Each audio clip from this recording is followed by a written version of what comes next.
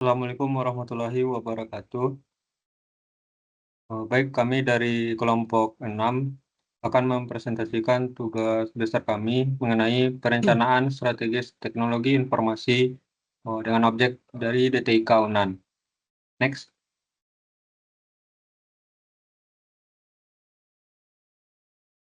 Sebelum mempresentasikan, berikut anggota dari kelompok kami. Yang pertama ada Al-Amin dengan NIM 1017, lalu saya Nurul Insan dengan NIM 2013, lalu ada Alvino Albas dengan NIM 2016, lalu MHD Faiz Yunus dengan NIM 3010. Next.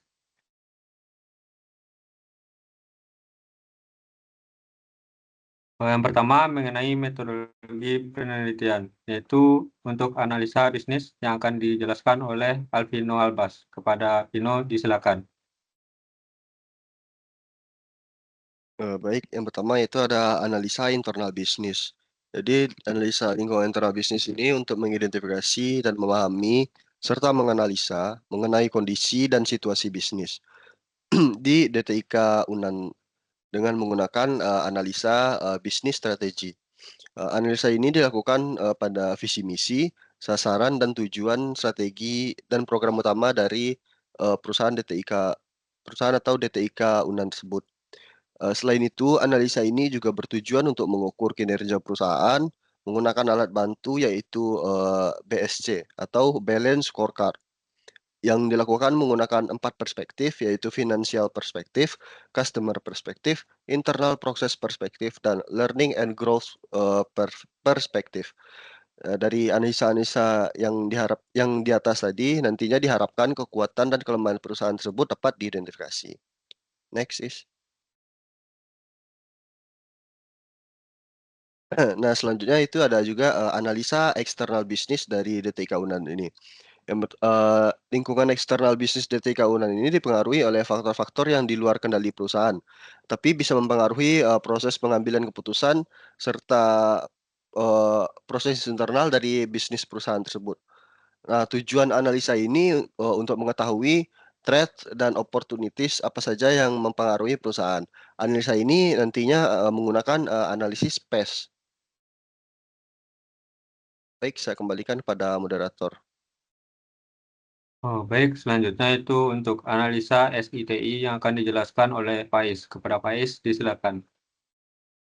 Oke, baik, terima kasih. Selanjutnya untuk yang di SITI di bagian analisa internal, itu merupakan sebuah langkah penting dalam perencanaan strategis SITI sebuah organisasi. Mengapa? Karena tujuannya yaitu untuk mengidentifikasi kekuatan dan kelemahan SITI organisasi saat ini, sehingga informasi yang dapat digunakan untuk menyusun strategi SI dan TI itu bisa dilakukan secara efektif dan efisien. Ada 4 itu untuk analisa internal SITI. Yang pertama, identifikasi komponen SITI, yang dimana di sini bertujuan untuk sebelum kita melakukan suatu perancangan, kita harus mengidentifikasi komponen apa saja yang sudah ada pada saat ini. Kemudian ada penilaian dan kekuatan dan kelemahan. Di sini kita melakukan SWOT terlebih dahulu untuk sebelum kita melakukan sebuah perancangan. Kemudian dari SWOT tersebut kita melakukan pemetaan, di mana maksud pemetaan di sini agar kita dapat melihat rancangan sejauh mana yang telah kita lakukan itu benar-benar sesuai atau tidak dengan yang kita inginkan. Kemudian terakhir setelah dilakukan semuanya akan dilakukan penyusunan strategi SITI sehingga sesuai dengan tujuan yang kita akan laksanakan. Kemudian itu ada analisa eksternal SITI, merupakan langkah penting juga dalam penyusunan strategi SITI organisasi. Tujuannya untuk mengidentifikasi faktor-faktor eksternal yang dapat memengaruhi organisasi dan SITI-nya. Faktor-faktor ini dapat berupa peluang dan ancaman yang perlu dipertimbangkan dalam penyusunan strategi SITI. Nah, yang pertama itu ada identifikasi faktor-faktor eksternal. Di sini identifikasi faktor-faktor eksternal itu terbagi menjadi beberapa kategori. Yang pertama itu di bidang ekonomi, kemudian ada di bidang politik, sosial, teknologi, persaingan, dan pelanggan. Di sini terdapat berbagai macam faktor-faktor sehingga kita dapat menarik tarik ukur dari faktor-faktor tersebut yang sekiranya dapat mempengaruhi dari pengambilan keputusan dari perusahaan kita. Kemudian itu ada analisis dampak faktor-faktor eksternal. Setelah kita identifikasi faktor-faktor eksternal, langkah selanjutnya adalah menganalisis dampaknya terhadap organisasi dan SITI-nya. Nah, di sini dampak itu dapat terbagi dua, yaitu ada dampak positif dan juga dampak negatif. Dampak positif yaitu peluang yang dapat dimanfaatkan oleh organisasi untuk meningkatkan keunggulan kompetitifnya, dan juga dampak negatif yaitu threat atau ancaman yang dapat membahayakan kelangsungan hidup organisasinya dan mengganggu operasi SITI-nya. Kemudian ada penilaian pentingnya faktor-faktor eksternal. Tidak semua faktor eksternal memiliki dampak yang sama terhadap organisasi SITI-nya. Oleh karena itu, penting untuk menilai pentingnya setiap faktor. Penilaian ini dapat dilakukan berdasarkan beberapa kriteria, seperti kemungkinan terjadi, dampak, kecepatan perubahan, dan juga kontrol. Yang terakhir itu adalah penyusunan strategi SITI. Setelah dilakukan analisis penilaian, langsung kita akan melakukan penyusunan berdasarkan hasil analisis lingkungan eksternal. Organisasi dapat menyusun strategi SITI yang tepat. Strategi ini harus mempertimbangkan peluang dan ancaman yang telah diidentifikasi serta kemampuan organisasi untuk mengendalikan faktor-faktor eksternal. Selanjutnya saya kembalikan kepada moderator. Baik, selanjutnya untuk analisa SWOT yang akan dijelaskan oleh Amin. Kepada Amin disilahkan. Baik, terima kasih moderator. Selanjutnya itu terkait analisa SWOT yang pada titik ini itu penjelasannya diberikan tentang teknik perencanaan strategis yang mana digunakan untuk mengevaluasi kekuatan suatu proyek ataupun spekulasi bisnis, kelemahannya, peluangannya, dan ancamannya. Yang mana untuk akronim SWOT itu berarti kekuatan, kelemahan, peluang, dan ancaman yang dari 4 faktor. Dan juga itu nanti bakalan diterapkan dengan cara menganalisis dan memilah berbagai hal yang mempengaruhi keempat faktornya. Baiklah, saya kembali lagi kepada moderator. Baik, untuk selanjutnya itu pengumpulan data yang akan saya jelaskan sendiri. Yang pertama, wawancara. Di mana di sini kami menyiapkan beberapa list pertanyaan. Itu apa visi dan misi DTIK UNAN, apa saja tujuan strategis utama DTIK UNAN di bidang teknologi informasi atau sistem informasi. Lalu apa saja tantangan utama yang dihadapi DTIK UNAN dalam mencapai visi dan misinya. Kemudian bagaimana DTIK UNAN mengatasi tantangan tersebut. Bagaimana DTIK UNAN berkolaborasi dengan unit atau departemen lain dalam bidang teknologi informasi atau sistem informasi.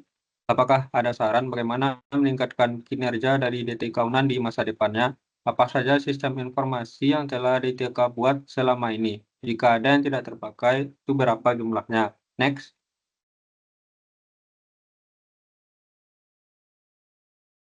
Selanjutnya itu untuk rencana analisa dokumen. Yang pertama itu rencana strategis DTIK UNAN, itu menganalisis visi, misi, tujuan, dan strategi DTIK UNAN, memahami prioritas dan fokus dari DTIK UNAN, mengidentifikasi indikator kinerja utama yang digunakan DTIK UNAN untuk mengukur keberhasilannya.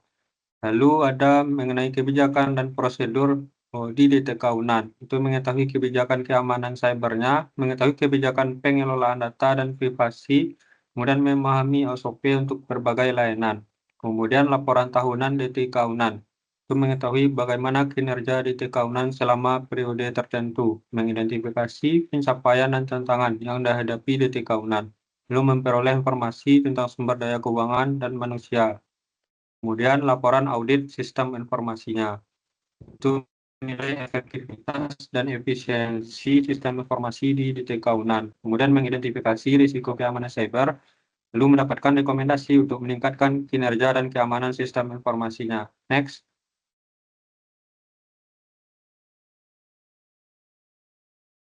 Lalu ada rencana observasi. Itu yang pertama terkait penggunaan teknologi informasi atau sistem informasi.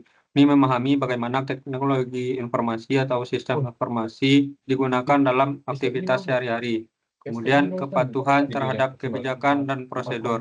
Memahami sejauh mana staf mengikuti kebijakan dan prosedur yang telah ditetapkan, terutama terkait dengan keamanan informasi dan pengelolaan data.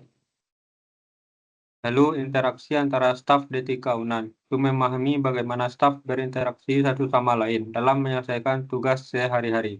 Next.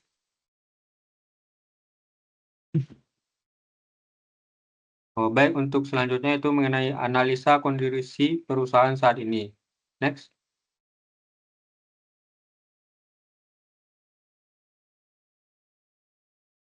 Yang pertama mengenai analisa bisnis yang akan dijelaskan oleh Vino. Kepada Vino disilakan.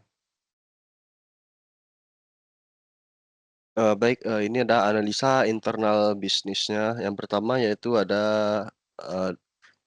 SDM berkualitas dan berpengalaman. Yang kedua yaitu ada fasilitas dan infrastruktur yang memadai. Yang ketiga ada reputasi dan akreditasi yang baik. Lalu selanjutnya ada kerjasama dengan industri dan institusi yang luas. Yang kelima, keterbatasan dana untuk pengembangan lebih lanjut. Lalu yang keenam ada manajemen internal yang perlu ditingkatkan. Yang ketujuh ada pemanfaat teknologi yang masih bisa ditingkatkan. Yang kedelapan ada jumlah tenaga pengajar yang belum mencukupi. Lalu yang kesembilan kurangnya program pengembangan karir terstruktur. Lalu yang ke-10 ada tingginya permintaan SDM di bidang IT tersebut. Lalu yang 11 ada tren digitalisasi yang membuka peluang baru. Next.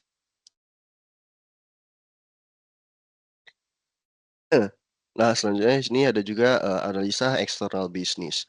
Nah, dari analisa eksternal bisnis ini ada beberapa aspek yang dianalisa. Yang pertama yaitu ada aspek politik.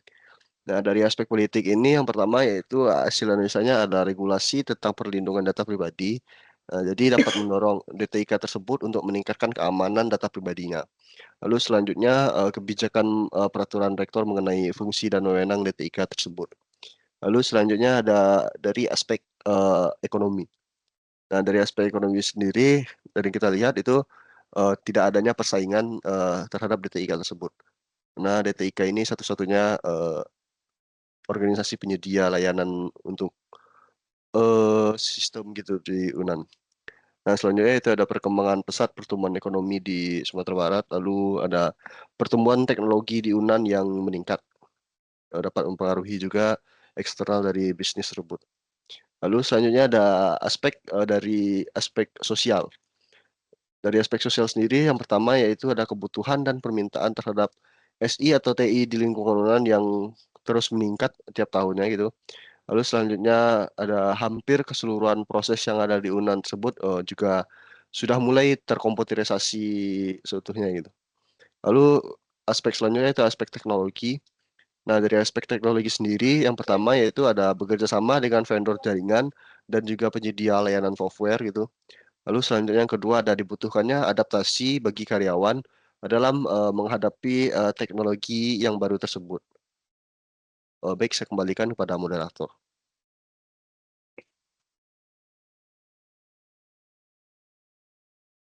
Baik, selanjutnya mengenai analisa SITI yang akan dijelaskan oleh Faiz. Kepada Faiz disilakan. Oke, baik. Terima kasih. Selanjutnya kita masuk ke dalam analisa SITI. Yang pertama itu analisa di bidang internalnya. Di sini kami menggunakan metode IT strategik Green McFarlane, di mana itu ada sebuah matriks yang digunakan untuk menganalisis aplikasi TI dalam suatu organisasi berdasarkan dua dimensi utama, yaitu berdampak pada operasional bisnis dan juga dampak pada strategi bisnisnya. Nah, matriks ini juga membagi aplikasi TI ke dalam 4 kategori, yaitu ada support, factory, strategi, and turnaround, yang masing-masing memiliki tingkat kepentingan berbeda pada organisasi.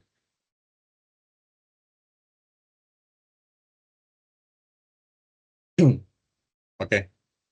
Tadi sudah dijelaskan sudah membagi menjadi 4 kuadran, yaitu berdasarkan 2 dimensi, yaitu terhadap operasi bisnis, di mana dimensi ini mengukur seberapa besar aplikasi tersebut mengaruhi cara kerja bisnis tersebut. Kemudian di kompetitifnya itu dimensi ini mengukur seberapa besar aplikasi ini membantu organisasi mencapai keunggulan kompetitif di aspek yang terkait. Nah, adapun keempat kuadran tersebut yaitu ada strategik, high potential, key operational, and support. Di mana di strategi tersebut aplikasi ini berada di kuadran yang paling pertama. Mengapa? Karena memiliki dampak yang tinggi terhadap operasi bisnis dan keunggulan kompetitif. Kemudian itu ada high potential, Di sini high potential diletakkan di kuadran kedua karena memiliki potensi tinggi untuk meningkatkan dampak terhadap operasi bisnis dan keunggulan kompetitif. Kemudian ada key operasional. Key operasional ini memiliki aplikasi SI yang berada di kuadran ini memiliki dampak tinggi terhadap operasi bisnis, tetapi tidak memberikan keunggulan kompetitif yang signifikan. Terakhir, itu ada support, di mana aplikasi SI yang berada di kuadran support ini memiliki dampak rendah terhadap operasi bisnis dan maupun keunggulan kompetitifnya. Kemudian ada analisa internal SITI. Pertama, ini ada alur dari penelitian ataupun eksekusi. Itu yang pertama ada perencanaan penelitian. Laporan ini dimulai dengan tahap perencanaan, di mana tujuan pertanyaan penelitian dan kerangka konseptual penelitian dirumuskan, sehingga terbentuklah metode penelitian yang akan kita gunakan, serta alat dan teknik dari yang akan kita gunakan. Kemudian ada observasi dan wawancara, di mana tadi disebutkan bahwa akan dilakukan sebuah wawancara melalui beberapa pertanyaan dan juga observasi secara langsung terhadap perusahaan DTIK UNAN. Kemudian ada pengumpulan data. Dari wawancara dan observasi tersebut dikumpulkan sebuah data sehingga kita dapat membuatkan sebuah data yang akan kita analisis. Kemudian ada analisis dan pembahasan. Dari pengumpulan data tersebut akan kita analisis dan kita bahas sehingga kita dapat menarik sebuah kesimpulan dan rekomendasi nantinya yang akan menjadi tujuan kita untuk ataupun melihat apakah sudah sesuai dengan yang kita inginkan. Nah, kemudian ada rumusan area yang ingin dianalisis, yaitu sistem informasi yang digunakan. Di mana di sini berfokus pada pengembangan aplikasi yang hanya dibutuhkan oleh DTIK UNAN, yaitu perguruan tinggi. Hal ini mencakup pemahaman mendalam tentang bagaimana setiap sistem berfungsi, siapa penggunanya yang terlibat dalam pengoperasiannya, dan apakah sistem ini akan dikembangkan lebih lanjut. Kemudian ada kaitan sistem informasi dengan operasional ataupun strategi bisnis. Di mana di sini penelitian ini juga bertujuan untuk memahami apakah sistem informasi yang digunakan mendukung secara dalam operasional ataupun strategi bisnisnya. Hal ini termasuk mengidentifikasi pekerjaan spesifik yang didukung oleh sistem. Kemudian yang terakhir ada pengalaman pengguna. Nah, penelitian ini terfokus terhadap pemahaman faktor-faktor yang menentukan keberadaan sistem informasi ini, termasuk pemahaman mendalam tentang cara kerjanya. Selain itu, survei akan mengkaji pengalaman karyawan dalam menggunakan sistem informasi ini dan kemudahan ataupun kesulitan dalam menggunakan sistem yang ada pada saat ini. Selain itu, penelitian ini juga mengeksplorasi proses adaptasi pengguna terhadap evolusi sistem informasi yang diterapkan dalam perusahaan untuk mengidentifikasi strategi efektif untuk mendorong perubahan dan meningkatkan penggunaan sistem informasi secara berkelanjutan. Kemudian ada analisa eksternal SITI, di mana itu ada metode studi literatur, yaitu kenapa memilih penelitian ini itu studi literatur karena dengan metode studi literatur kita dapat melihat berbagai sumber tertulis, buku, jurnal ilmiah, artikel berita dan laporan resmi, dan juga di sini kita dapat mendapatkan pemahaman yang komprehensif tentang kondisi saat ini di TIK Universitas Andalas. Kemudian ada pun alur penelitiannya. Yang pertama itu pengumpulan data, di mana tadi kita telah mengumpulkan beberapa data dari DTIK UNAN sehingga kita mendapatkan berbagai data yang kita inginkan yang sesuai dengan aspek sistem informasi dan juga teknologi informasinya. Kemudian ada analisis data, di mana setelah data terkumpul akan kita lakukan analisis pendalam yang terstruktur dan kritis untuk mengidentifikasi pola-pola serta keterkaitan yang signifikan dengan situasi pada saat sekarang ini. Kemudian kita interpretasi hasil, di mana peneliti akan menginterpretasikan hasil analisis data yang sudah kita lakukan tadi, sehingga kita menarik sebuah kesimpulan tentang pemahaman kondisi saat ini pada DTIK UNAN. Kemudian ada penyusunan laporan, peneliti akan menyusun laporan yang sistematis struktur yang berisi latar belakang penelitian, metodologi, hasil analisis, interpretasi, dan juga terakhir ada kesimpulan. Nah, adapun beberapa rumusan area yang ingin dianalisis. Yang pertama adalah analisis lingkungan. Di sini terdapat dua aspek, yaitu internal dan eksternal. Adapun di lingkungan eksternal seperti kondisi ekonomi, politik, sosial, dan teknologi yang mempengaruhi DTIK UNAN. Dan kalau analisis lingkungan internal itu seperti strength SWOT-nya, yaitu strength, weakness, opportunity, dan juga threat. Kemudian ada analisis pesaing. di mana identifikasi pesaing ini utama ditekan Andalas dalam hal layanan data dan informasi.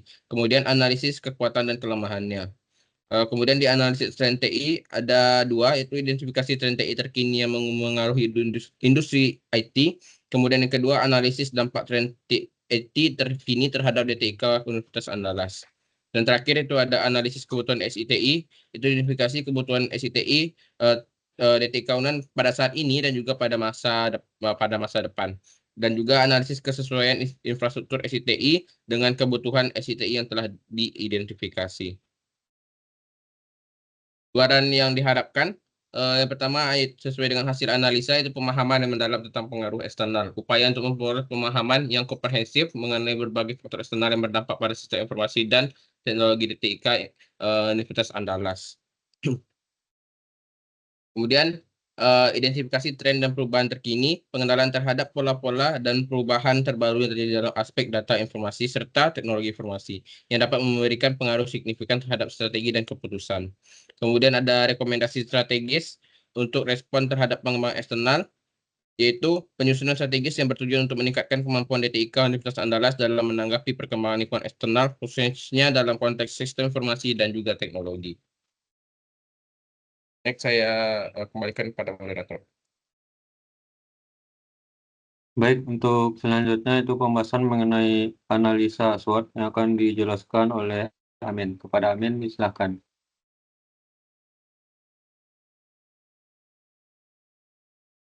Baik, selanjutnya itu terkait analisa SWOT. Sebelumnya, apakah suara saya kedengaran?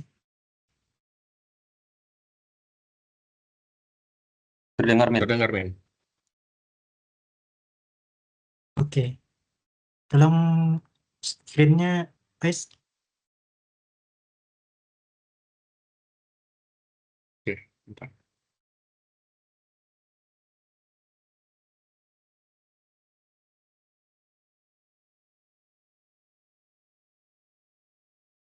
Apakah sudah terlihat, Amin? Sekarang untuk analisa SWOT itu yang pertama itu ada strength. Nah, untuk kekuatan dari DTIK UNAN pada saat ini itu dia memiliki sumber daya manusia yang kompeten. Yang mana DTIK itu memiliki staf yang terampil dan berpengalaman di bidang DTIK. Selanjutnya itu pengalaman yang banyak. DTIK UNAN itu kemungkinan sudah memiliki pengalaman dalam menangani permasalahan dan kebutuhan TIK di lingkungan kampus. Buktinya saja, pada saat ini DTIK UNAN itu menangani beberapa pemerintahan website yang baik itu dari fakultas maupun dari rektorat langsung. Selanjutnya itu ada akses sumber daya, itu memiliki akses terhadap sumber daya yang memadai seperti infrastruktur jaringan, pusat data, dan juga software untuk mendukung pelaksanaan tugas. Hal ini memiliki keunggulan dibandingkan lembaga lain di UNAN untuk di bidang TIK. Next.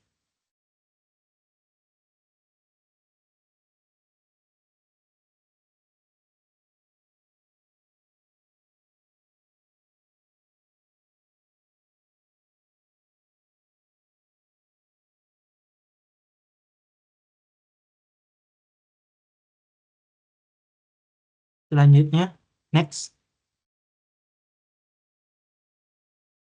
Selanjutnya, weakness itu ada kapasitas server yang tidak mencukupi. Itu seperti yang diketahui oleh mahasiswa UNAN, setiap waktunya pengisian KRS website pertahunan down. Hal ini disebabkan kapasitas servernya itu tidak mencukupi. Dan juga website yang kedua itu website yang mengatur kerja internal. Nah, untuk pada saat ini itu belum ada website yang mengatur bagaimana kinerja internal di internal. Hal ini tentu saja jika sudah ada bisa mempercepat kerja dari DTIK. Lalu yang ketiga itu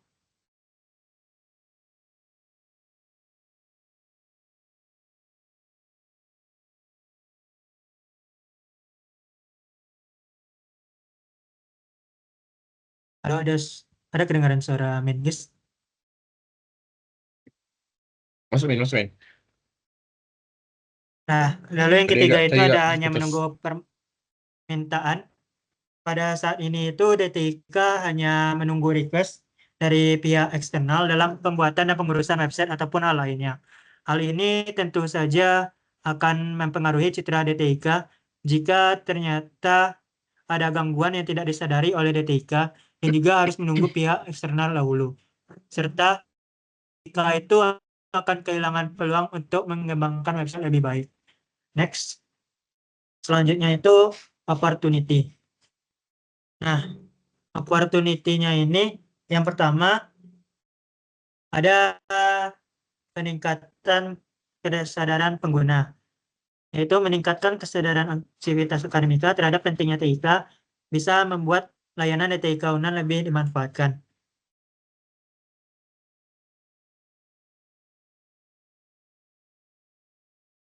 Nah, yang kedua itu peningkatan kerjasama. Kerjasama dengan perusahaan teknologi bisa memberikan akses ke teknologi terbaru dan juga sumber daya yang lebih banyak.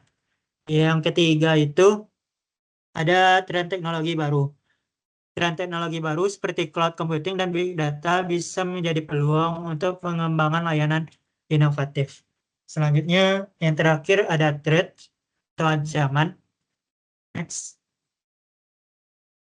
Nah, bagian threat atau ancaman ini itu ada beberapa yang sudah kami dapatkan. Yang pertama itu ada serangan keamanan siber atau cyber. DTIK itu mengelola server yang ada di Universitas Andalas, sehingga ketika terdapatnya orang yang menyerang keamanan servernya, itu akan menyebabkan ancaman sendiri bagi DTIK. Yang kedua itu ada bencana alam. Itu bencana alam seperti gempa bumi ataupun banjir bisa menyebabkan kerusakan pada infrastruktur jaringan dan juga server. Yang terakhir itu peraturan pemerintah yang berubah. Peraturan pemerintah di bidang TIK yang terus berubah itu bisa menjadi tantangan tersendiri bagi DTIK UNAN, apalagi terutama mengenai jaringan dan juga mengenai pembuatan website. Baik, untuk analisa SWOT hanya segitu saja. Saya kembalikan lagi kepada moderator. Oh, baik, terima kasih. Untuk selanjutnya, dokumentasi hasil pengumpulan data, di mana yang pertama itu berupa wawancara, itu list pertanyaan seperti yang sudah dijelaskan sebelumnya, dan untuk hasil recordnya sendiri itu ada di Drive, berupa Drive. Next.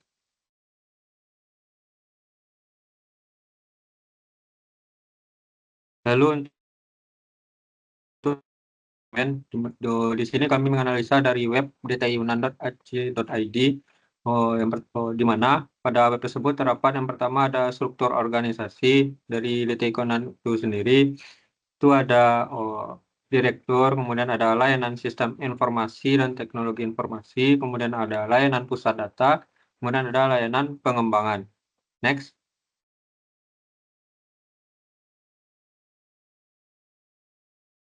Baik, selanjutnya itu ada job desk, itu dari masing-masing jabatan, itu ada ketua, kemudian ada koordinator dari masing-masing divisi, kemudian juga ada teknisinya, kemudian ada adminnya juga, kemudian ada teknisi seperti web designer, web administrator, dan admin fakultas. Next.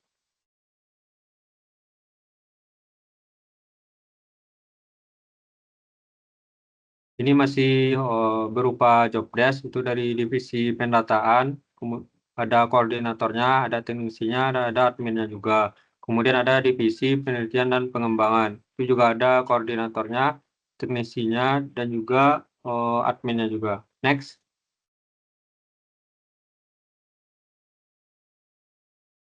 Lalu untuk hasil observasi, itu DTIK sebagai wadah untuk menampung apa saja yang dibutuhkan oleh pihak-pihak kampus, dan nantinya DTIK akan memenuhi permintaan tersebut. Nah, berikut beberapa web hasil dari DTIK. Yang pertama ada web Universitas Andalas, lalu ada web penerimaan mahasiswa baru, kemudian ada portal e-learn, kemudian ada direktori e-jurnal, kemudian ada e-library, repository, e-books UNAN, ada pendaftaran mandiri, ada kampus Merdeka, dan SSO UNAN. Next.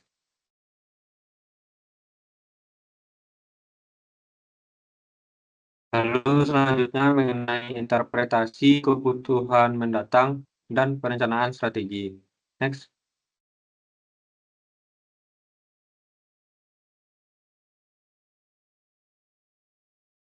Yang pertama itu analisis value chain, mana ada aktivitas utama, ada 4. Yang pertama itu pengembangan sistem informasi, Kebutuhannya mengembangkan sistem informasi baru dan meningkatkan sistem informasi yang ada untuk memenuhi kebutuhan bisnis di Yunan. Solusinya itu melakukan riset dan analisis kebutuhan pengguna, lalu merancang dan mengembangkan sistem informasi yang sesuai dengan kebutuhan, kemudian menguji dan memelihara sistem informasi. Lalu yang kedua, manajemen infrastruktur TI. Kebutuhannya itu menyediakan dan memelihara infrastruktur TI yang handal dan aman untuk mendukung operasional di Yunan. Solusinya itu merancang dan membangun infrastruktur TI yang sesuai dengan kebutuhan, lalu mengelola dan memelihara infrastruktur TI, lalu memastikan keamanan infrastruktur. Lalu yang ketiga itu penyediaan layanan TI. Untuk kebutuhannya menyediakan layanan TI yang berkualitas kepada sivitas akademika di Yunan.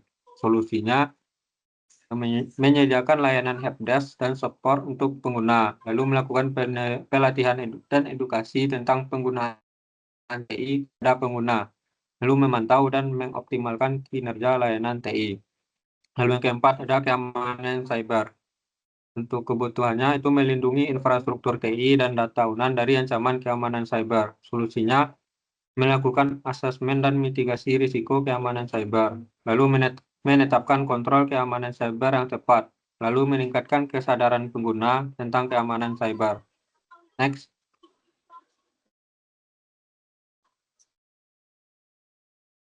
Untuk aktivitas mendukungnya juga ada 4. Yang pertama itu manajemen sumber daya manusia.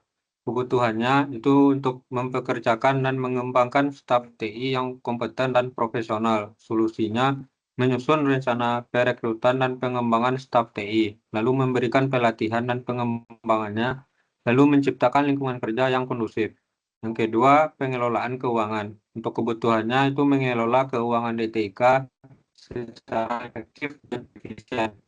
Untuk solusi yang pertama menyusun anggaran dan memantau pengeluaran DTIK, lalu mencari sumber pendanaan untuk DTIK, lalu melakukan audit keuangan DTIK. Lalu untuk selanjutnya akan dijelaskan oleh Vino. Pada Vino disilakan.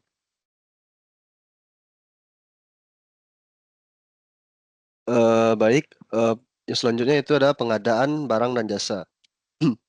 Kebutuhan dari kebutuhannya yaitu ada membeli barang dan jasa TI yang berkualitas dengan harga yang wajar. Lalu solusinya ada apa aja? Yang pertama yaitu ada melakukan riset pasar dan memilih vendor yang tepat. Selanjutnya melakukan negosiasi harga dengan vendor. Yang ketiga yaitu ada memantau kinerja vendor. Lalu yang keempat ada manajemen pengetahuan. Kebutuhan dari manajemen pengetahuan sendiri yaitu ada mengumpulkan, menyimpan, dan menyebarkan pengetahuan tentang TI di Yunan. Nah, bagaimana solusinya untuk manajemen pengetahuan tersebut? Yang pertama yaitu ada membangun dokumentasi dan basis pengetahuan TI. Yang kedua, melakukan pelatihan dan edukasi tentang TI kepada pengguna. Yang ketiga, ada mendorong kolaborasi dan berbagi pengetahuan antar staf TI. Next. Nah, selanjutnya itu ada kebutuhan output kebutuhan bisnis. Nah, jadi berdasarkan analisis value chain di atas, berikut adalah output dari perancangan strategi SITI untuk lembaga DTI Unan. Yang pertama yaitu ada sistem informasi yang baru yang ditingkatkan yang memenuhi kebutuhan bisnis yang ada di Yunan. Lalu yang kedua ada infrastruktur TI yang handal dan aman yang mendukung operasional bisnis Yunan tersebut. Lalu yang ketiga ada layanan TI yang berkualitas yang tersedia untuk sivitas akademika Unan. Lalu selanjutnya keamanan cyber yang kuat dan yang melindungi infrastruktur TI dan data Unan. Lalu selanjutnya ada staf IT yang kompeten dan profesional. Lalu selanjutnya juga ada pengelolaan keuangan DTIK yang efektif dan efisien. Next-nya ada barang dan jasa TI yang berkualitas dengan harga yang wajar. Lalu selanjutnya ada pengetahuan tentang TI yang tersedia untuk semua staf Unan. Baik, saya kembalikan kepada moderator. Oh, baik, selanjutnya untuk balance scorecard yang akan dijelaskan oleh Faiz. Kepada Faiz, disilakan. Oke. Menurut Robert S. Kaplan dan David P. Norton, balance scorecard, itulah suatu sistem manajemen penilaian dan pengendalian secara cepat, tepat, dan komprehensif untuk memberikan pemahaman kepada manajer tentang kinerja bisnis. Nah, adapun prinsip dasarnya dari BSC ini yaitu titik pandang penilaian sebuah perusahaan hendaknya tidak hanya dilihat dari segi finansialnya saja, tetapi juga harus ditambahkan dengan ukuran perspektif lainnya seperti tingkat kepuasan pelanggan, proses internal, dan kemampuan untuk melakukan sebuah inovasi. Nah, adapun beberapa perspektifnya itu pertama ada keuangan. Tujuannya untuk meningkatkan pendapatan DTIK UNAN. Pengukuran kinerjanya itu terdapat 3. Ada pendapatan dari layanan, penghematan biaya, ada ROI, yaitu Return on Investment dari proyek IT. Inisiatif strategisnya mengembangkan layanan IT, meningkatkan efisiensi operasi IT, dan mengoptimalkan penggunaan aset IT. Di sini ada juga perspektif dari pelanggan, yaitu meningkatkan kepuasan pelanggan terhadap layanan IT di DTIK UNAN. Ukuran kinerjanya berdasarkan tingkat kepuasan pelanggan, waktu respon terhadap permintaan layanan IT, dan resolusi masalah IT. Adapun inisiatif strateginya yaitu meningkatkan kualitas layanan IT, mempercepat waktu respon, dan juga meningkatkan komunikasi dengan para pelanggan ataupun mahasiswa. Perspektif pembelajaran dan pertumbuhan. Di mana di sini meningkatkan kapabilitas dan kompetensi staf DTIK UNAN.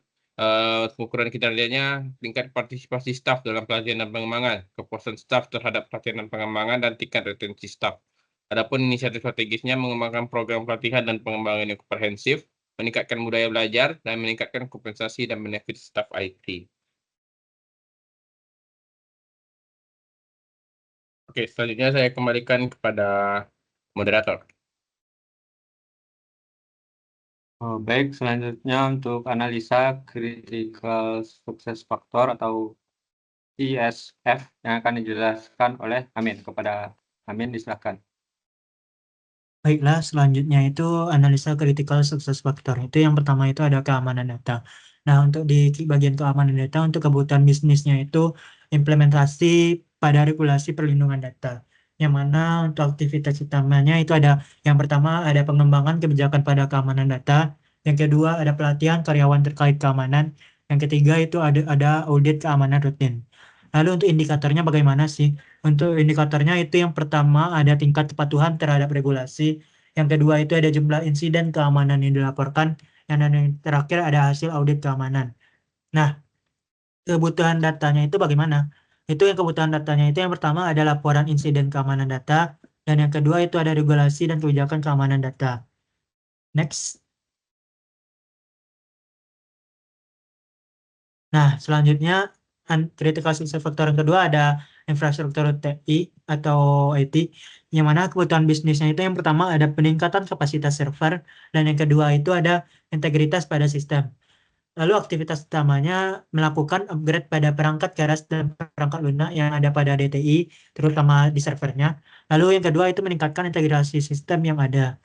Nah, indikator kinerjanya bagaimana? Untuk indikatornya itu yang pertama ada ketersediaan sistem, yang kedua itu ada waktu respon pada sistem, dan yang terakhir itu ada efisiensi operasional. Dengan kebutuhan data yang diperlukan ada yang pertama itu ada catatan uptime sistem, yang kedua ada laporan waktu respon, dan juga efisiensi pada sistem, dan yang terakhir itu ada catatan spesifikasi perangkat keras dan lunak yang ada. Next. Selanjutnya itu sumber daya manusia yang kompeten. Untuk kebutuhan bisnisnya itu kemampuan yang bagus pada staf yang ada pada DTI. Dengan aktivitas utamanya program pelatihan yang selalu diadakan secara berkala.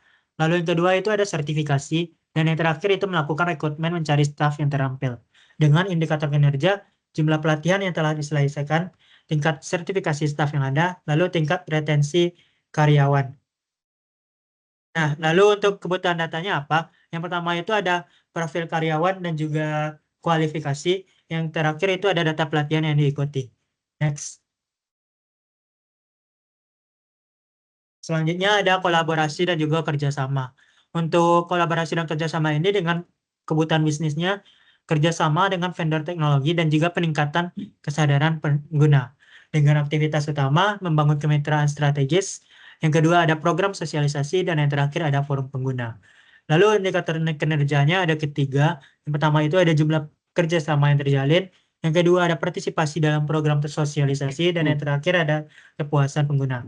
Dengan data yang dibutuhkan ada daftar kerjasama dan kemitraan. Lalu terakhir ada survei kepuasan pengguna. Next. Nah, selanjutnya itu ada adaptasi teknologi. Kebutuhan bisnisnya itu ada implementasi teknologi terbaru sesuai dengan kebutuhan universitas. Dengan aktivitas utamanya penelitian dan pengembangan pilot proyek.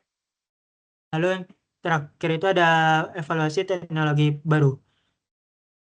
Lalu indikator kinerjanya ada jumlah tenaga teknologi baru yang diimplementasikan. Lalu yang kedua ada hasil evaluasi pilot proyek. Lalu yang terakhir ada dampak teknologi baru pada operasional. Yang kebutuhan datanya ada laporan penelitian dan pengembangan, lalu hasil evaluasi pilot proyek, lalu dampak teknologi baru pada operasional. Next. Nah, selanjutnya itu ada strategi SI bisnis yang kami sarankan. Itu ada 4 information system kebutuhannya yang kami sarankan. Ada yang pertama itu ada kebutuhan bisnisnya peningkatan kapasitas server. Lalu itu kami menyarankan kebutuhan sistem informasinya ada sistem monitoring kapasitas dan performa server. Dengan manfaatnya itu meningkatkan ketersediaan dan kinerja sistem. Dengan penggunanya itu ada seksi layanan keamanan sistem informasi, lalu ada juga manajemennya. Lalu kebutuhan bisnis yang kedua itu ada kemampuan yang bagus pada staf DTIK. Itu kami kasih informasi sistem netnya itu sistem manajemen pelatihan dan juga serta sertifikasi dan juga rekrutmen staff. Yang mana itu manfaatnya meningkatkan kualitas dan juga kompetensi staff serta mendapatkan staff dengan kompetensi yang bagus. Lalu penggunanya siapa sih? Penggunanya ada tim HR dari DTIK dan juga tim IT-nya. Lalu kebutuhan bisnis yang ketiga ada implementasi teknologi terbaru sesuai dengan kebutuhan universitas. Itu kebutuhannya apa? Itu kita pakai sistem evaluasi teknologi dan juga sistem pilot proyek. Nah, keterangan untuk manfaatnya itu mengurangi risiko dan juga meningkatkan peluang keberhasilan pada sistem baru. Penggunanya ada Subdirektorat Perencanaan Pengembangan Sistem dan Layanan Teknologi Informasi, Manajemen, dan juga penggunanya sendiri. Misalnya dari pihak lainnya. Nah, untuk kebutuhan bisnis yang terakhir itu ada kerjasama dengan vendor teknologi dan juga peningkatan kesadaran pengguna.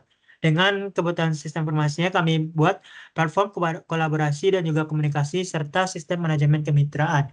Dengan manfaatnya itu bisa mempermudah kolaborasi dan juga peningkatan kesadaran pengguna serta meningkatkan efisiensi dan juga efektivitas kerjasama antara di DTIK ataupun pihak lainnya. Dengan penggunanya ada tim IT, vendor, dan juga vendor. Nah, next. Selanjutnya strategi TI itu saya kembalikan lagi ke moderator. Oh, baik, selanjutnya untuk strategi TI itu berdasarkan prinsip-prinsip best practice yang meliputi availability, scalability, security, service, manageability.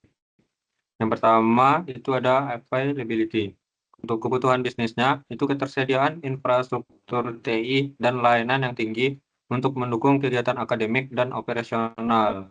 Untuk strategi TI-nya, yang pertama ada redundansi dan failover. Itu implementasi sistem server dan jaringan redundan untuk memastikan kontinuitas layanan. Lalu ada pengembangan mekanisme failover otomatis untuk mendukung transisi tanpa gangguan. Lalu ada pemantauan proaktif. Itu penggunaan alat monitoring untuk pemantauan performa sistem secara real-time. Kemudian penerapan sistem peringatan dini untuk mendeteksi masalah sebelum menjadi kritis. Lalu yang kedua ada scalability. Kebutuhan bisnisnya itu sistem TI yang mampu beradaptasi dengan pertumbuhan dan perubahan kebutuhan di UNAN. Untuk strategi TI-nya, yang pertama ada arsitektur modular dan cloud. Itu penggunaan solusi berbasis cloud untuk skalabilitas dinamis. Kemudian implementasi arsitektur modular yang memungkinkan penambahan komponen baru tanpa mengganggu sistem yang ada. Kemudian pemantauan dan pengoptimalan beban. Itu alat pemantauan beban untuk analisis pola penggunaan. sistem otomatis untuk penyesuaian kapasitas sesuai dengan kebutuhan. Next.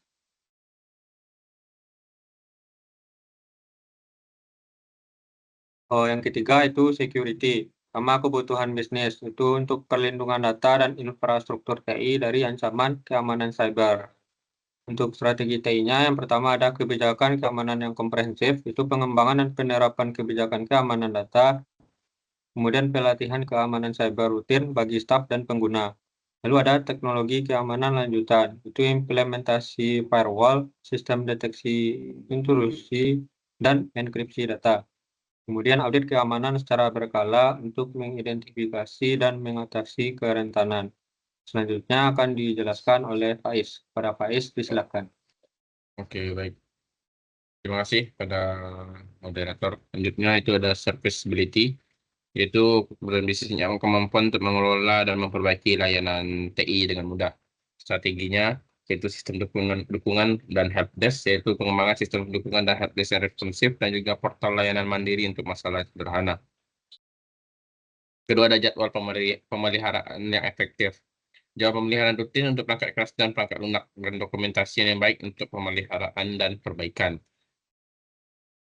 Nah, yang terakhir ada manageability, yaitu sistem TI yang mudah dikelola dan dioperasikan. Adapun strateginya itu alat manajemen TI. Penggunaan alat manajemen TI untuk memantau, mengelola, dan mengoptimalkan infrastruktur. Dashboard manajemen untuk visibilitas real-time, performa sistem dan layanan. Kemudian ada proses dan prosedur standar, yaitu implementasi proses standar untuk manajemen perubahan, pengelolaan aset, dan penanganan insiden, pelatihan. Yang terakhir itu adalah pelatihan rutin untuk staf TI.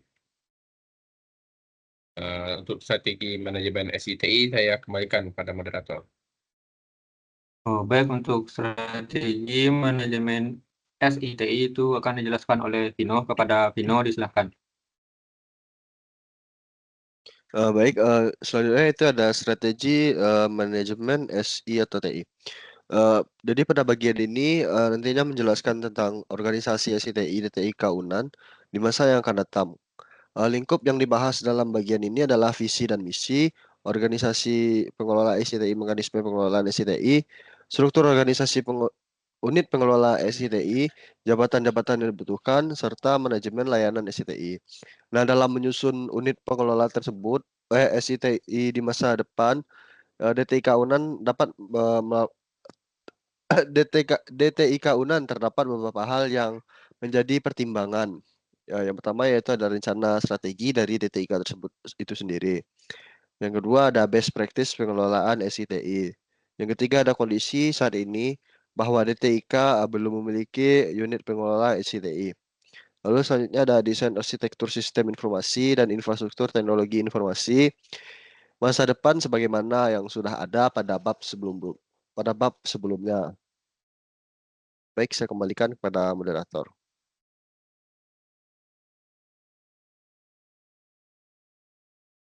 Baik, selanjutnya untuk portofolio yang akan dijelaskan oleh Amin. Kepada Amin, disilakan.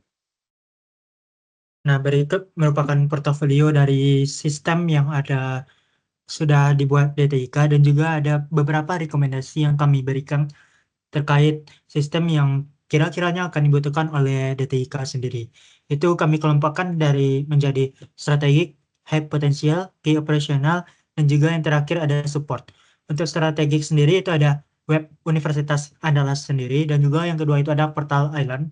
Lalu untuk yang kami rekomendasikan ada dua. Yang pertama itu ada sistem monitoring kapasitas dan performa server. Lalu yang kedua itu ada platform kolaborasi dan juga komunikasi. Lalu bagaimana untuk yang high potential? Untuk high potential itu ada 3 sistem yang telah dibuat oleh DTIK. Yang pertama itu ada directory a journal, yang kedua itu ada library, yang ketiga itu ada repository. Lalu yang untuk kami berikan rekomendasi ada sistem manajemen pelatihan, sertifikasi dan juga rekrutmen staff. Lalu yang kedua ada sistem evaluasi teknologi dan juga sistem pilot project. Nah, itu yang high potential. Lalu untuk yang key operational itu tidak ada yang kami rekomendasikan, tapi ada 3 website yang telah kami berikan pengelompokan di key operational. Itu ada web penerimaan mahasiswa baru, Lalu yang kedua itu ada pendaftaran mandiri, dan yang ketiga itu ada kampus merdeka. Lalu bagaimana untuk yang support? Untuk support itu ada satu yang telah dibuat Etika dan juga satu yang kami rekomendasiin, yaitu ada SSO NAN dan yang terakhir itu sistem manajemen kemitraan. Selanjutnya saya kembalikan lagi kepada moderator. Oh, baik. Untuk selanjutnya itu penjelasan lebih lanjut dari portofolio tadi itu akan dijelaskan oleh Vino. Kepada Vino, disilakan. Baik, seperti yang dijelaskan Amin tadi, ada beberapa sistem baru yang direkomendasikan atau akan ya begitu. Yang pertama yaitu ada sistem monitoring kapasitas dan performa server. Nah, jadi sistem monitoring dan performa server ini adalah alat yang digunakan untuk memantau kinerja penggunaan sumber daya server. Nah, sistem ini dapat membantu administrator sistem untuk mengidentifikasi dan menyelesaikan masalah sebelum menyebabkan downtime atau penurunan performa dari server tersebut. Lalu apa saja sih fungsi dari sistem monitoring kapasitas dan performa server tersebut? Yang pertama yaitu ada memantau penggunaan CPU, memori, dan disk. Nah, sistem ini dapat memantau persentase penggunaan CPU, memori, dan disk pada server. Informasi ini dapat membantu administrator sistem untuk mengidentifikasi bottleneck dan mengalokasikan sumber daya yang lebih optimal nantinya. Lalu selanjutnya memantau kinerja jaringan. Nah, sistem ini dapat membantu memantau bandwidth jaringan, latensi, dan paket loss. Nah, informasi ini dapat membantu administrator sistem untuk mengidentifikasi masalah jaringan dan memastikan bahwa server dapat berkomunikasi dengan perangkat lain secara lancar. Lalu selanjutnya ada memantau status layanan. Nah, sistem ini dapat memantau status layanan yang berjalan pada server, seperti web server, database server, application server. Nah, informasi ini nantinya dapat membantu administrator sistem untuk memastikan bahwa layanan berjalan dengan benar dan tidak adanya error. Lalu selanjutnya ada juga mengirimkan notifikasi. Nah, sistem ini dapat mengirimkan notifikasi kepada administrator sistem ketika terjadi masalah, seperti ketika penggunaan CPU atau memori yang melebihi ambang batas tertentu. Nah, notifikasi ini dapat membantu administrator sistem untuk menyelesaikan masalah tersebut dengan cepat dan mencegah terjadinya downtime server tersebut. Lalu apa saja sih manfaat dari sistem monitoring kapasitas dan performa server ini?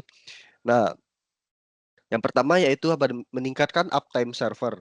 Nah, sistem ini dapat membantu administrator sistem untuk mengidentifikasi dan menyelesaikan masalah sebelum menyebabkan downtime pada server tersebut. Nah, selanjutnya yang kedua ada meningkatkan performa server. Sistem ini dapat membantu administrator sistem untuk mengalokasikan sumber daya secara lebih optimal dan meningkatkan performa server. Lalu selanjutnya yang ketiga ada mengurangi biaya. Sistem ini dapat membantu administrator sistem untuk mengidentifikasi dan menyelesaikan masalah yang menyebabkan kerusakan hardware ataupun software sehingga dapat mengurangi biaya untuk perbaikannya. Nah, yang selanjutnya itu ada meningkatkan keamanan. Sistem ini dapat membantu administrator sistem untuk mengidentifikasi aktivitas yang mencurigakan pada server dan mencegah adanya serangan cyber. Next is.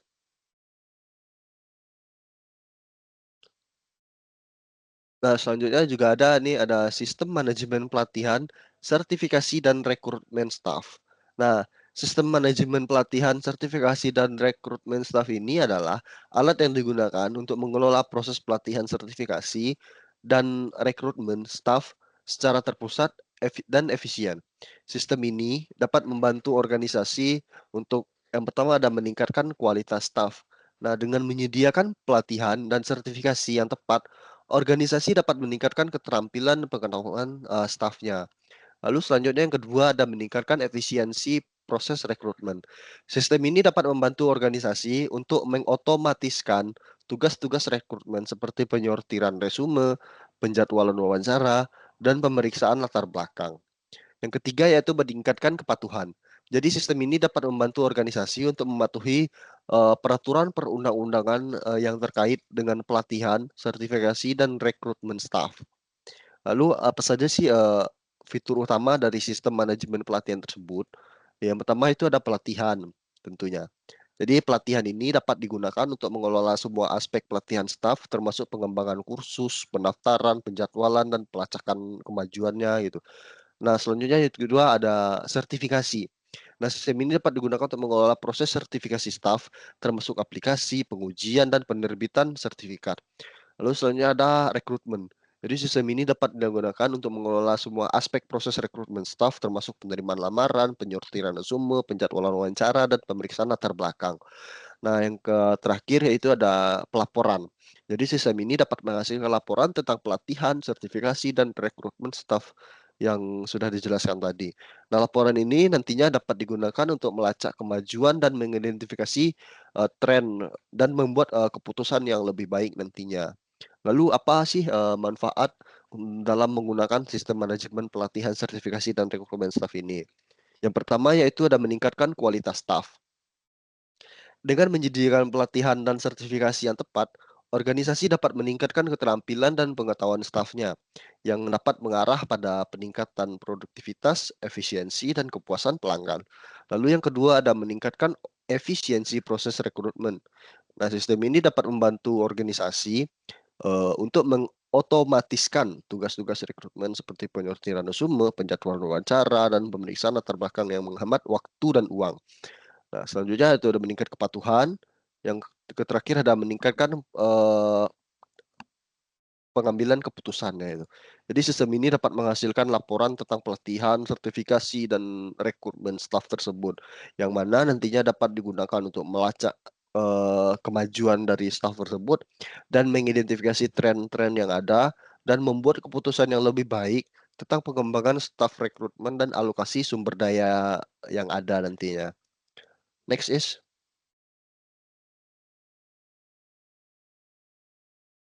Nah, yang ketiga ini ada sistem evaluasi teknologi.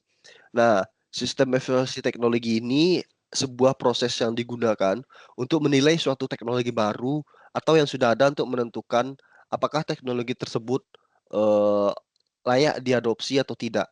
Jadi sistem ini membantu organisasi untuk membuat keputusan yang lebih tepat nantinya tentang investasi teknologi dan memastikan bahwa teknologi yang dipilih dapat memenuhi kebutuhan organisasi tersebut.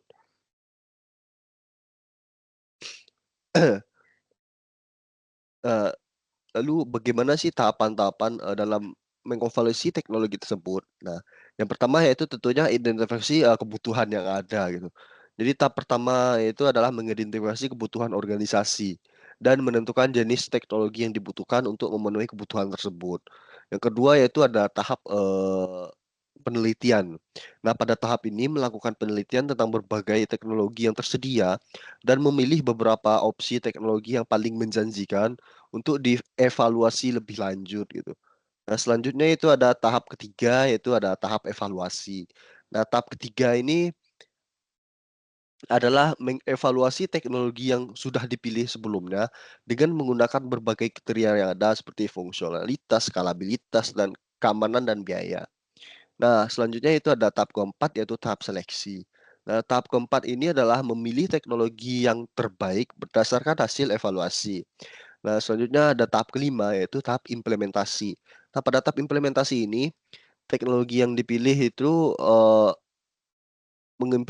mengimplementasikan teknologi yang dipilih dan memantau kinerjanya. Nah, lalu tahap terakhir yaitu ada evaluasi pasca implementasi. Jadi setelah diimplementasi, lalu dilakukanlah pengevaluasian kinerja teknologi setelah diimplementasikan tersebut untuk memastikan bahwa teknologi tersebut memenuhi kebutuhan organisasi. Lalu apa saja sih manfaat menggunakan sistem evaluasi tersebut? Yang pertama itu membantu organisasi untuk membuat keputusan yang tepat tentang investasi teknologi ke depannya. Jadi sistem evaluasi teknologi ini dapat membantu organisasi memilih teknologi yang tepat dan memenuhi kebutuhan organisasi tersebut secara maksimal gitu. Lalu selanjutnya ada itu yang kedua ada meminimalkan risiko. Jadi sistem evaluasi teknologi dapat membantu organisasi untuk meningkatkan efisiensi maaf.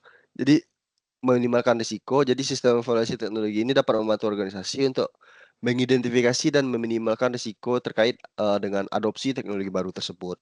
Lalu yang ketiga ada meningkatkan efisiensi dan produktivitas. Jadi sistem evaluasi teknologi dapat membantu organisasi untuk memilih teknologi yang dapat meningkatkan efisiensi dan produktivitas mereka. Lalu yang terakhir ada meningkatkan daya saing yaitu. Jadi sistem evaluasi ini dapat membantu organisasi untuk memilih teknologi yang dapat membantu kinerja mereka tetap kompetitif di pasar. Lalu selanjutnya next is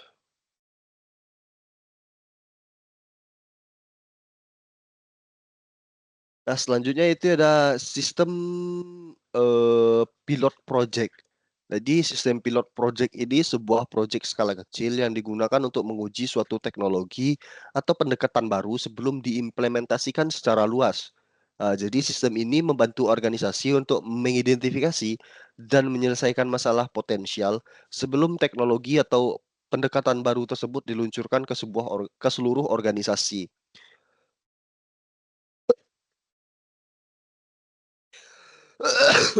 Maaf.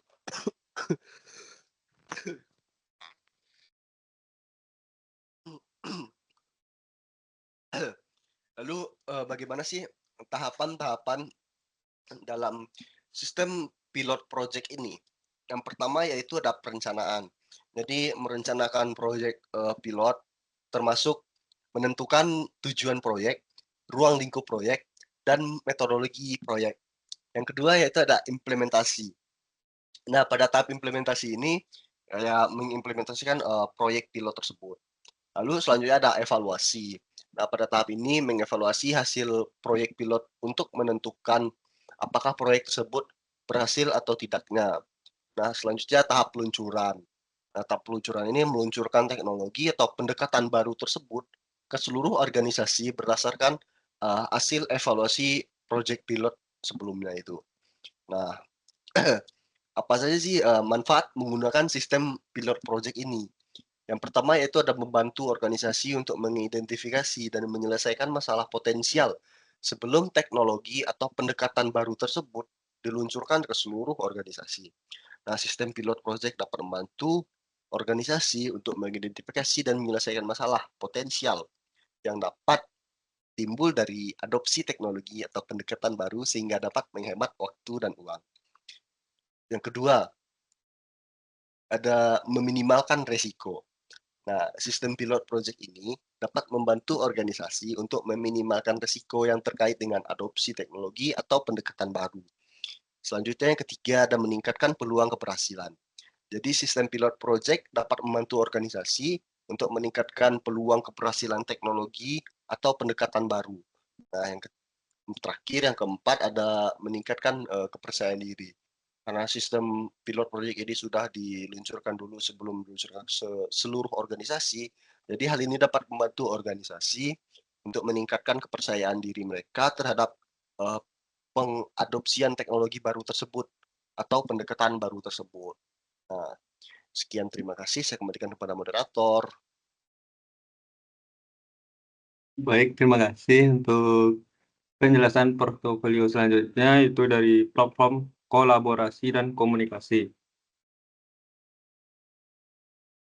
Di mana platform kolaborasi dan komunikasi adalah alat yang digunakan untuk memfasilitasi komunikasi, kolaborasi, dan berbagai informasi antar individu dan tim dalam suatu organisasi.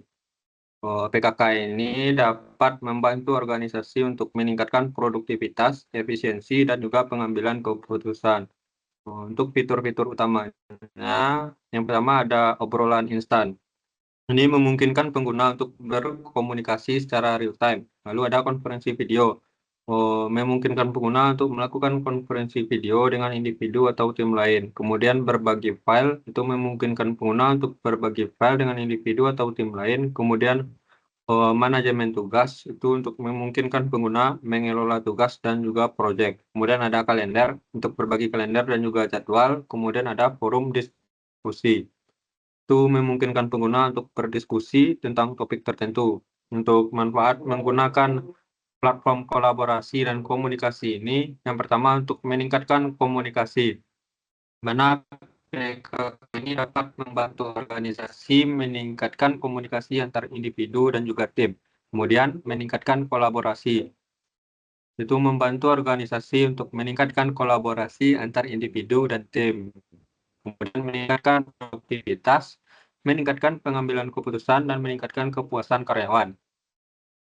Next itu mengenai sistem manajemen kemitraan. Sistem manajemen kemitraan adalah alat yang digunakan untuk mengelola hubungan antara suatu organisasi dengan mitra-mitranya. Ini membantu organisasi untuk meningkatkan efisiensi, efektivitas, dan juga profitabilitas kemitranya. Di mana fitur-fitur utamanya itu ada penemuan mitra, yaitu membantu organisasi menemukan mitra baru yang potensial, kemudian penilaian mitra, itu untuk membantu organisasi menilai mitra yang potensial, kemudian onboarding mitra, itu membantu organisasi untuk onboarding mitra baru, kemudian manajemen hubungan mitra, itu untuk mengelola hubungan dengan mitra yang ada, kemudian ada pelacakan kinerja dari mitra, itu untuk membantu melacak kinerja dari mitranya, kemudian analisis data kemitraan untuk menganalisis data kemitraan dan juga identifikasi peluang untuk peningkatan. Lalu apa manfaatnya? Yang pertama ada meningkatkan efisiensi kemitraan. Ini untuk meningkatkan efisiensi kemitraan dengan mengotomatiskan tugas dan juga alat yang mudah digunakan untuk mengelola hubungan mitra. Kemudian meningkatkan efektivitas kemitraan. Ini untuk meningkatkan efektivitas kemitraan dengan menyediakan wawasan tentang kinerja mitra dan juga peluang untuk peningkatan. Kemudian meningkatkan profitabilitas kemitraan. Ini untuk mengidentifikasi peluang untuk meningkatkan pendapatan dan juga untuk pengurangan biaya. Kemudian ada meningkatkan kepuasan mitra. Ini untuk menyediakan alat yang mudah digunakan untuk berbagai komunikasi dan juga kolaborasi. Kemudian untuk meningkatkan pertumbuhan bisnis, itu untuk membantu organisasi meningkatkan pertumbuhan bisnis dan juga membangun hubungan yang kuat dengan mitra dan juga mengembangkan peluang bisnis yang baru. Next. Baik, mungkin sekian presentasi dari kelompok 6, itu perencanaan strategis teknologi informasi dengan objek yaitu DTIK UNAN. Sekian, apabila kami ada salah kami mohon maaf. Assalamualaikum warahmatullahi wabarakatuh.